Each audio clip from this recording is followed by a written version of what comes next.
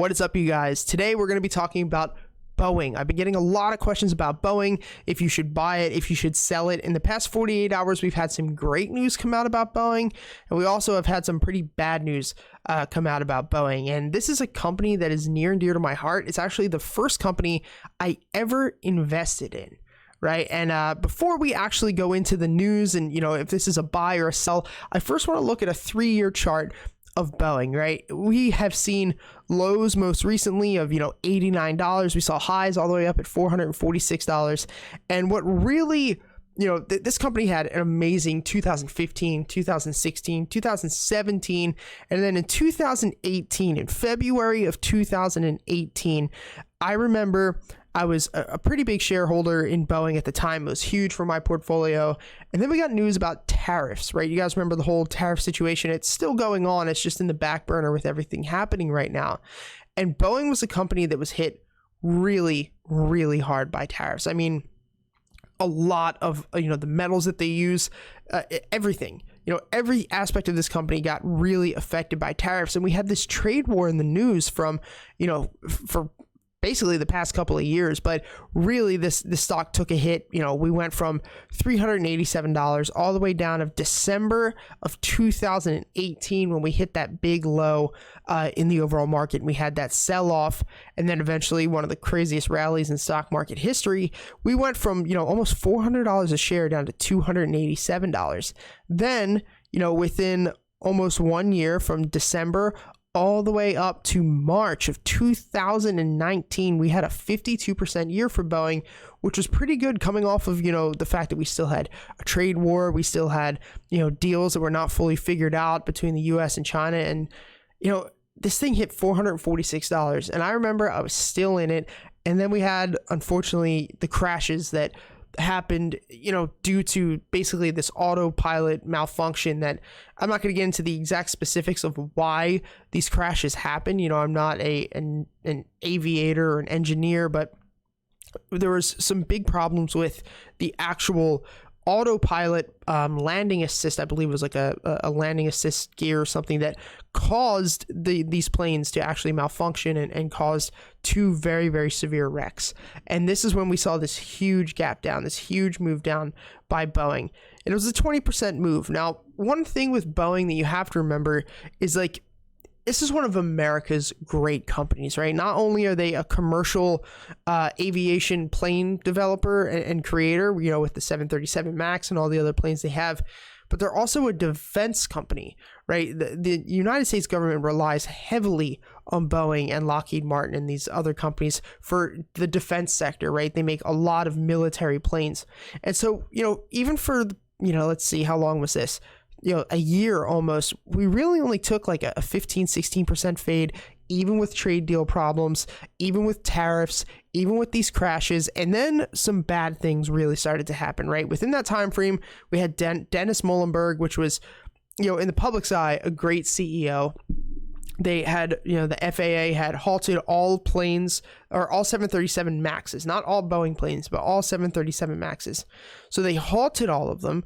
They were unable to even be used. There was really no testing going on. There was really no solution. Dennis Muhlenberg himself was trying to, figure out different solutions with him and his team, and there really was none. And then eventually Dennis Muhlenberg, I forget the exact date, but he stepped down as CEO, which is not a good sign. And then once we had this huge market sell-off back in February due to the whole Rona situation, Boeing got killed, right? Because this is a company that had an amazing backlog of orders and a really, really strong balance sheet. But at this point, with all the stuff going on with Rona and with, the trade war issue still happening, with the CEO stepping down, with, 737 MAX is still being, not being flown, that's not a good sign. And we saw the stock take a 73% hit. And I can't believe, but Boeing fell all the way down to $89. They suspended the dividend, which people are like, oh no, they suspended it. No. When a company is falling this bad and onto hard times, you need to suspend a dividend. You have to. I would actually be worried if they didn't suspend the dividend. But I was still buying in this area. A lot of people in my academy were buying in this area because, let's be honest, the US government would probably bail them out, right? Especially when they were that low, if they needed to be, because of the defense sector aspect. the United States government needs Boeing. And then we had a nice recovery. And this is, not off of any news on Boeing standpoint. They did have earnings, which were not great, honestly. But realizing like the whole greed aspect of the market, everything has been recovering. Actually, NASDAQ is at all-time highs today. We had this big recovery. And now we're holding around $180, $190. And we had some big news, right?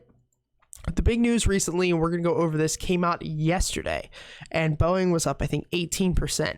And the big news is that the FAA starts Boeing 737 MAX test flights, a milestone in getting the planes back in service after these crashes. So the key points, the 737 MAX, let me actually get this up for you guys so you can see it. There we go. The 737 MAX has been grounded since March of 2019 in the wake of 2 fatal crashes. The FAA will observe a variety of maneuvers on the recertification flights, which will take place over 3 days. Boeing expects commercial service for the jets to resume sometime in late fall. So that is really good. If you're a Boeing investor, that is something you want to see. You want to see how you can get these planes back in the air.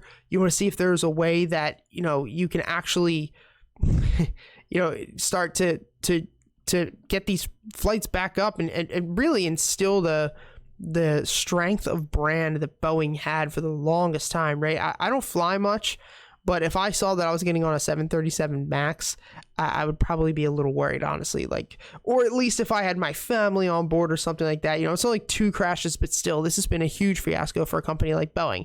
And so we were up, let's take a look here. Let's go to the 4 hour. We were actually up, let me see, like 16% yesterday. And then today we're down, you can see right now, the market just closed almost 6%. And this is because if we go to the news down here, let's take a look. I know that the news came out that Boeing lost another big 737 MAX. Let me put this here. A huge 737 MAX order, which is a big problem. So let's go back up. So Boeing loses another big 737 MAX order. This is from Barron's.com. Commercial aerospace and defense giant Boeing lost another customer for its troubled 737 MAX jet as Norwegian Air Shuttle canceled their order for 92 planes. 92 planes is a lot of money, and for a company like Boeing at this exact point in time, that's pretty huge. It says this isn't the first cancellation for Boeing that they've had to deal with since the MAX was grounded in March. Orders for more than 100 planes have been canceled in April, and more than 300 have come off the books in 2020 as a result of the contractual changes, right? Because these companies can actually pull out because their contracts are null and void at this point, right? The planes aren't even flying. Who knows when they're going to be flying? So why would you want to buy it? Buy those planes. So let's get into the aspect of, would I buy this, right? Would I be buying the stock right now at $183? Would I be selling the stock right now if I made some money on it? And where do I see the stock going, right? I don't ever see Boeing going bankrupt. I really don't.